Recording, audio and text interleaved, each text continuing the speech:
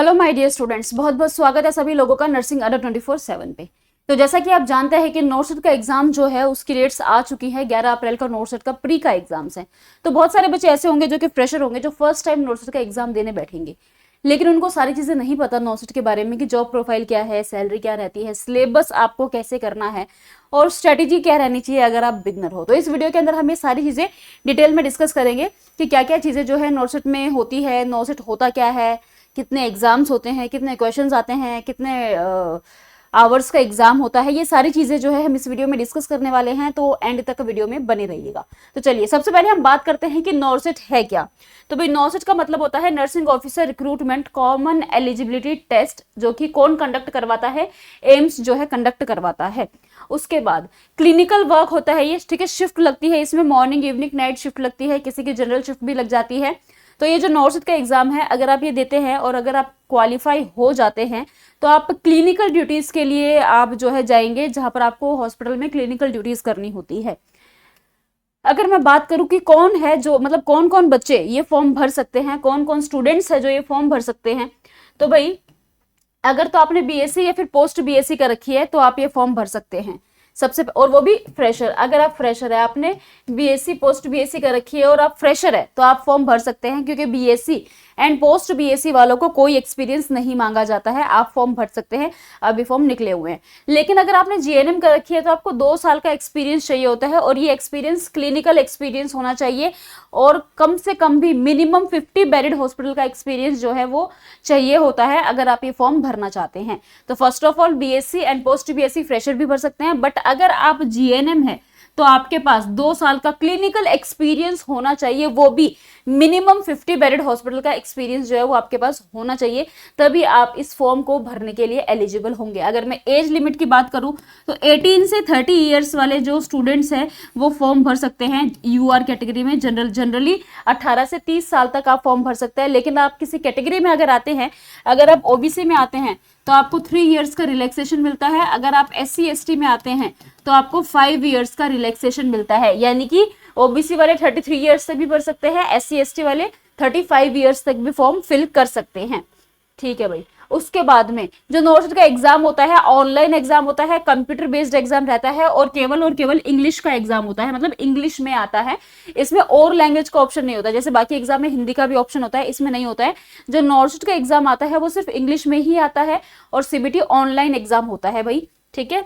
उसके बाद में एग्जाम जो है ये साल में 2 बार होता है। जो नॉर्सेट का एग्जाम है ये साल में 2 बार होता है, एक होता है अप्रैल में, एक होता है सितंबर में। जैसे कि आपका अप्रैल में इस बार जो प्री का एग्जाम है वो 11 अप्रैल को होने वाला है, जिसकी डेट ऑलरेडी आउट हो चुकी है। और जो दूसरा, अभी ये तो नॉर्सेट 10 की है, नॉर्सेट 10 जो है वो अभी अप्रैल में है, और नॉर्सेट 11 जो है वो आपका सितंबर में होने वाला है। नॉर्सेट 11 जो है वो आपका सितंबर में होगा, और नॉर्सेट 10 जो है वो अभी आपका 11 अप्रैल को होने वाला है। तो कहने का मतलब साल में 2 बार फॉर्म निकलते हैं। कितनी अच्छी बात है, मतलब साल में 2 बार तो निकलेंगे ही निकलेंगे। आप तैयारी करने बैठे हो, दोनों में किसी ना किसी में तो सिलेक्शन हो ही जाएगा, तो अगर आप अच्छे से तैयारी करते हो, क्योंकि नॉर्सेट बहुत बड़े लेवल का एग्जाम होता है। उसके बाद में 2 एग्जाम होते हैं भाई, ठीक है, साल में 2 बार होते हैं, वो तो ठीक है, लेकिन जो नॉर्सेट 10 है वो भी 2 पेपर होते हैं। एक होता है प्री का, एक होता है मेंस का। पहले प्री का होता है, अगर आपने प्री क्वालिफाई किया तो उसके बाद आप मेंस के लिए एलिजिबल है। जब आप मेंस भी क्वालिफाई कर लेंगे अच्छे मार्क्स के साथ, अच्छी रैंक के साथ, तो आपका फिर डीवी होता है, और उसके बाद में मेडिकल होता है, तब फिर आपका सिलेक्शन जो है वो ज्वाइनिंग आपको दे दी जाती है। तो 2 एग्जाम होते हैं, एक होता है प्री का, एक होता है मेंस का। तो 11 को प्री का एग्जाम है। जब आप प्री क्वालिफाई कर लोगे तब फिर आप मेंस के लिए भी एलिजिबल हो जाओगे, उसके बाद में आपका मेंस का एग्जाम रहेगा। तो 2 पेपर होते हैं भाई, एक पहले प्री का होता है, फिर मेंस का होता है, दोनों में ज्यादा गैप नहीं होता है। ठीक है, बैक टू बैक ही होते हैं। उसके बाद एग्जाम्स भाई आपके, मैंने बताया 2 होते हैं, प्री और मेंस। तो अब मैं आपको बताती हूँ कि प्री का एग्जाम कैसा होता है और मेंस का कैसा होता है। जो प्री का एग्जाम होता है भाई वो 100 नंबर का पेपर होता है, और 90 मिनट में करना होता है। 100 मार्क्स का पेपर होता है और 90 मिनट में करना होता है। 100 नंबर का पेपर है और 90 मिनट में करना है, यानी एक क्वेश्चन को करने के लिए आपके पास कितने मिनट है, 45 सेकेंड्स है। एक क्वेश्चन को करने के लिए आपके पास सिर्फ 45 सेकेंड्स होते हैं। और ये जो 100 मार्क्स के क्वेश्चन, यानी कि ये जो 100 क्वेश्चन आने वाले हैं, ये 4 सेक्शन के अंदर आते हैं। 100 मार्क्स का क्वेश्चन है, ठीक है, 4 सेक्शन में आपको नर्सिंग मिलती है, 1 सेक्शन में आपको नॉन नर्सिंग मिलती है। टोटल 5 सेक्शन होते हैं, एक क्वेश्चन 1 नंबर का होता है। तो जैसे कि 100 मार्क्स का पेपर है तो 100 क्वेश्चन रहने वाले हैं। अब ये जो 100 क्वेश्चन है ना, ये आपको 5 सेक्शंस के अंदर मिलते हैं। तो 5 सेक्शन से यहां पर क्या मतलब है कि पहले सेक्शन में 20 मिलेंगे, दूसरे में 20, तीसरे में 20, फोर्थ में भी 20 और फिफ्थ में भी 20। तो 20-20 नंबर के 20-20 क्वेश्चन के अलग अलग सेक्शंस होते हैं। अब जैसे ही आपने पहले, अच्छा, एक सेशन को करने के लिए आपको 18 मिनट मिलते हैं। ये देखिए भाई, ये है आपका प्री की बात। प्री में सेक्शन 1 में 20 होंगे, सेक्शन 2 में 20, सेक्शन 3 में 20, सेक्शन 4 में भी 20, सेक्शन 5 में भी 20। ये जो 4 सेक्शन है शुरू के, ये हमारे नर्सिंग के सेक्शन होते हैं, और जो लास्ट वाला सेक्शन होता है वो नॉन नर्सिंग का सेक्शन होता है। हर सेक्शन को करने के लिए आपके पास 18 मिनट होते हैं। यानी कि जो एक सेक्शन रहेगा 20 क्वेश्चन का, उसको करने के लिए आपके पास 18 मिनट होते हैं। जैसे ही 18 मिनट पूरे हो जाएंगे, आपने चाहे ये क्वेश्चन सारे करे हो या ना करे हो, आप ऑटोमेटिकली दूसरे सेक्शन पे चले जाओगे, आप पीछे वापस नहीं आ सकते। तो इसीलिए बहुत ही ध्यान से पेपर को अटेम्प्ट करना होता है। ऊपर टाइमर लगा हुआ होता है 18 मिनट का, जैसे ही पहला सेक्शन स्टार्ट होता है उस टाइमर के हिसाब से आपको क्वेश्चन अटेम्प्ट करने होते हैं, क्योंकि जैसे 18 मिनट पूरे हो जाएंगे ना, आप ऑटोमेटिकली दूसरे सेक्शन पे चले जाओगे और आप वापस पीछे नहीं आ सकते, आप दोबारा पहले सेक्शन पे नहीं आ सकते हो। तो इसीलिए टाइम के साथ में क्वेश्चन को ढंग से करना है, ताकि ऐसा ना हो कि आप सोचो अरे यार चलो इसको मैं बाद में कर लूंगा, बाद में नहीं, आप पीछे वापस नहीं आ सकते। 18 मिनट तक आपके लिए 20 क्वेश्चन का सेक्शन खुला हुआ है। 18 मिनट तक आप उसमें आगे पीछे जाओ, 1 से 20 क्वेश्चन तक आप आगे पीछे जा सकते हो। जैसे ही 18 मिनट हो जाएंगे, आप दूसरे सेक्शन में आ जाओगे, जिसके अंदर आपको दूसरे 20 क्वेश्चंस मिलेंगे। तो जो पहले सेक्शन के 20 क्वेश्चन थे, आप उसको दोबारा नहीं देख सकते, आप उसमें दोबारा नहीं आ सकते। तो एक सेक्शन 18 मिनट का होता है। पहला सेक्शन आप कर रहे हो, जैसे 18 मिनट पूरा हो जाएगा आप दूसरे सेक्शन में आ जाओगे, इसमें 20 क्वेश्चन और मिलेंगे। जैसे 18 मिनट पूरे हो जाएंगे, आप तीसरे सेक्शन में चले जाओगे, वहां 20 क्वेश्चन होंगे। जैसे वो पूरा हो जाएगा, आप फोर्थ में चले जाओगे, उसमें 20 क्वेश्चन होंगे। तो ये चारों तो होते हैं नर्सिंग का सेक्शन। लास्ट में फिर आपके पास सेक्शन 5 आता है, जो कि नॉन नर्सिंग का होता है, उसमें आपको नॉन नर्सिंग मिलती है। और आप एक बार टाइम पूरा होने के बाद जैसे ही अगले सेक्शन पे आ जाओगे, आप पीछे वापस नहीं जा सकते हो, इस चीज का ध्यान रखना। तो ये 5 सेक्शन जो है, ये हमारे प्री के अंदर जो है 5 सेक्शंस होते हैं। फिर बात करूं अगर मैं मेंस की, तो भाई मेंस का जो एग्जाम होता है 160 क्वेश्चंस होते हैं मेंस के एग्जाम में, और 180 मिनट में करने होते हैं। ठीक है, कितने 160 क्वेश्चंस होंगे और आपको कितनी मिनट में करने हैं, 180 मिनट में आपको करने होते हैं। तो इसके अंदर नॉन नर्सिंग नहीं आती, इसमें सिर्फ नर्सिंग होती है। तो इसके 4 सेक्शन होते हैं और चारों सेक्शन में 40-40 क्वेश्चन होते हैं। तो अगर आप टाइम डिवाइड करोगे तो एक सेक्शन को आपको 45 मिनट में, मतलब एक सेक्शन के लिए आपको 45 मिनट दिया जाएगा। जो आप 40 नंबर का सेक्शन करोगे, जो 40 क्वेश्चन का सेक्शन करोगे, उस 40 क्वेश्चन के सेक्शन को करने के लिए आपको 45 मिनट मिलेंगे। आपने पहला सेक्शन खोला है, उसमें 40 क्वेश्चन है, टाइमर स्टार्ट हो जाएगा। जैसे ही ये आपका 45 मिनट पूरे हो जाएंगे, जैसे ही 45 मिनट पूरे हो जाएंगे, वैसे ही आप दूसरे सेक्शन पे चले जाओगे, फिर आप दोबारा पीछे नहीं आ सकते। तो ये जो नौसद का एग्जाम है, इसमें सारा सेक्शंस का है। जो प्री है उसमें 5 सेक्शन होते हैं, जो मेंस है उसमें 4 सेक्शन होते हैं। एक सेक्शन के लिए जो समय खुला है वो उतने ही समय के लिए रहेगा। जैसे ही वो समय पूरा हो जाएगा, आप ऑटोमेटिकली दूसरे सेक्शन पे आ जाओगे, आप पीछे दोबारा नहीं जा सकते, इस चीज को ध्यान रखना। तो मेंस का जो एग्जाम होगा उसमें आपको 160 क्वेश्चन मिलेंगे, 180 मिनट में करने हैं। एक सेक्शन में 40 क्वेश्चन होते हैं, जो आपको 45 मिनट में करने होते हैं। जैसे ही 45 मिनट पूरे हो जाएंगे, आप दूसरे सेक्शन में प्रोसीड कर जाओगे अपने आप, ऑटोमेटिकली। आप नहीं करते हो प्रोसीड, आप ऑटोमेटिकली प्रोसीड हो जाओगे, और पिछला सेक्शन आप ना खोल सकते ना कोई बात। अगर क्वेश्चन छूट गए तो छूट गए, आप पीछे दोबारा नहीं जा सकते। तो इसलिए बहुत अच्छे तरीके से आपको अटेम्प्ट करने होते हैं। सिलेबस की अगर मैं बात करूं तो नर्सिंग के जो आपका प्री का जो एग्जाम होता है वो इजी टू मॉडरेट लेवल का होता है, और जो मेंस का एग्जाम होता है वो मॉडरेट टू हाई लेवल का एग्जाम होता है। जो प्री का एग्जाम होता है उसके अंदर ज्यादातर 1 लाइनर्स आते हैं, इमेज बेस्ड क्वेश्चंस आते हैं, प्रोसीजर से ज्यादातर क्वेश्चंस जो है वो पूछे जाते हैं, प्रैक्टिकल बेस्ड पेपर ही आता है और प्रोसीजर से ज्यादातर क्वेश्चन पूछे जाते हैं। लेकिन जो मेंस का एग्जाम होता है वो पूरा clinical based exam, scenario based exam होता है, काफी अच्छा खासा एग्जाम आता है, काफी अच्छे लेवल का एग्जाम आता है। इसमें भी इमेज बेस्ड क्वेश्चन आपको मिलने वाले हैं। अच्छी बात यह है कि इसमें नॉन नर्सिंग नहीं होती है बस, बाकी तो अच्छा खासा पेपर आपको देखने को मिलता है, और बहुत अच्छे लेवल की आपकी तैयारी होनी चाहिए अगर आप इस पेपर को क्रैक करना चाहते हो। तो सिलेबस जो है, जो आपका नर्सिंग का सिलेबस है, जो आपने बीएससी में अपना सिलेबस पढ़ा है, जो नर्सिंग का सिलेबस है, वही सिलेबस आपको बहुत अच्छे से करना होता है। एक एक चीजों को डीपली जाके पढ़ना होता है। जो क्लिनिकल बेस्ड चीजें हैं उनको ज्यादा अच्छे से पढ़नी होती है। सिनेरियो बेस्ड क्वेश्चंस जो होते हैं उनकी ज्यादा से ज्यादा आपको प्रैक्टिस करनी होती है, अगर आप इस एग्जाम में क्वालिफाई होना चाहते हो। अगर मैं बात करूं भाई सिलेक्शन का प्रोसेस क्या रहता है, सबसे पहले फॉर्म फिलिंग होती है, जैसे कि अभी स्टार्ट हो रखी है फॉर्म फिलिंग, ठीक है। उसके बाद आपका एग्जाम होगा प्री का।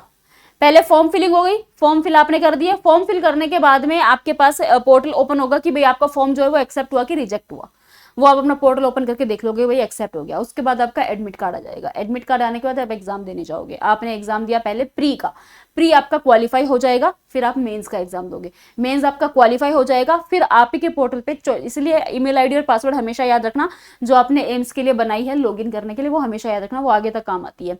फिर आप जैसे ही आपका मेंस भी क्वालिफाई हो जाएगा, वैसे ही आपके पोर्टल पे आपका चॉइस फिलिंग खुल जाएगी। उसमें अब आपको चॉइस भरनी है कि आपको सबसे पहले कौन सा एम्स चाहिए, फिर कौन सा चाहिए, फिर कौन सा चाहिए, फिर कौन सा चाहिए।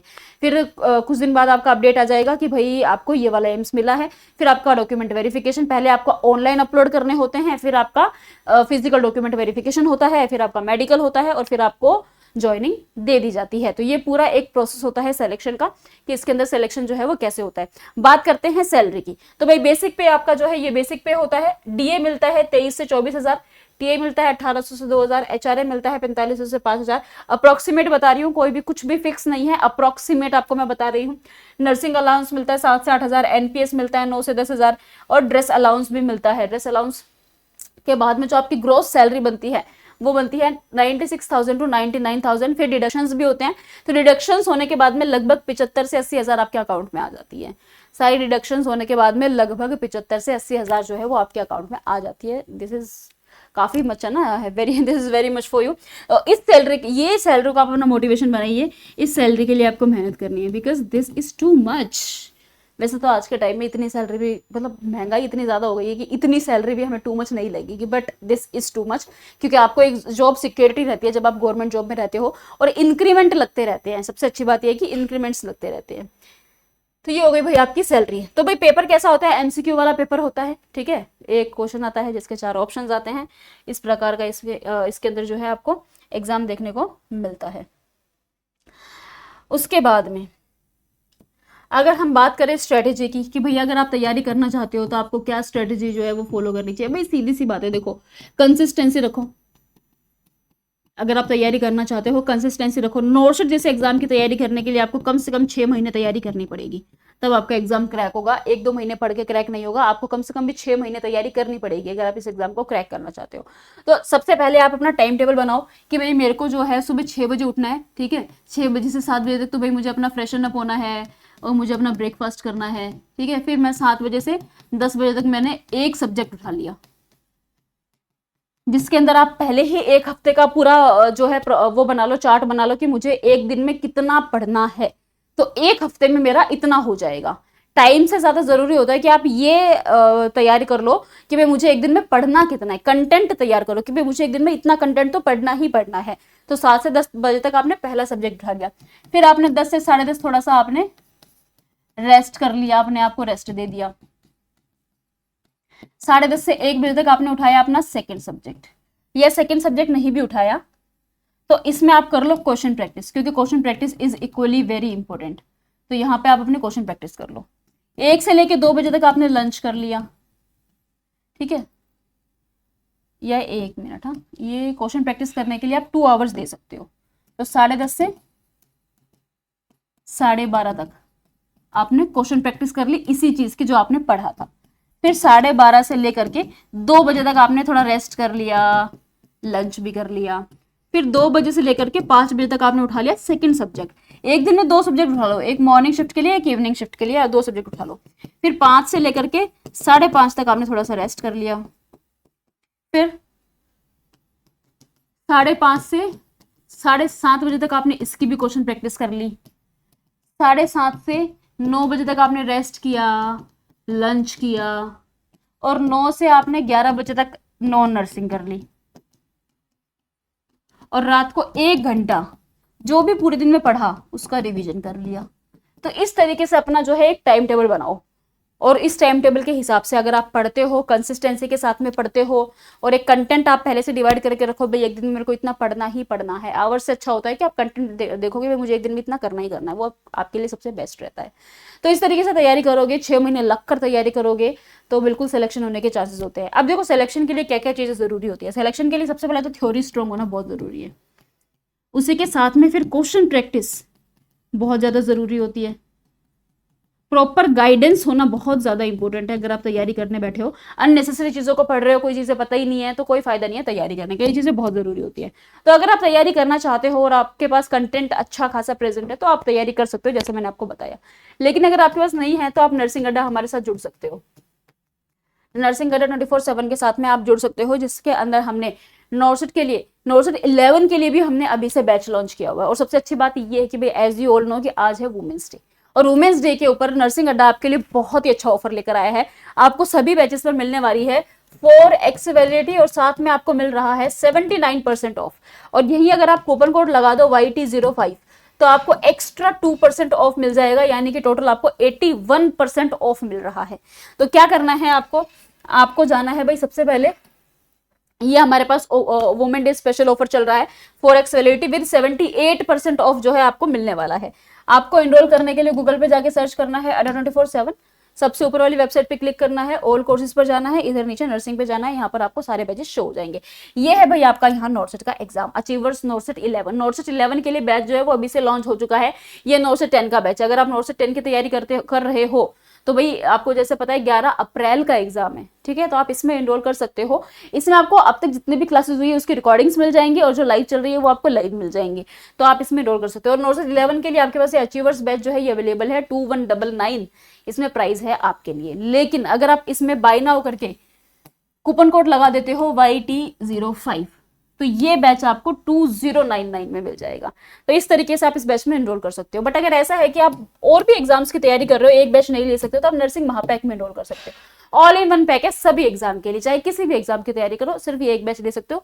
2573 है, बाय नाउ करके कूपन कोड लगा देना YT05, जैसे ही अप्लाई कर दोगे 2456 में आपको ये बैच पे मिल जाएगा।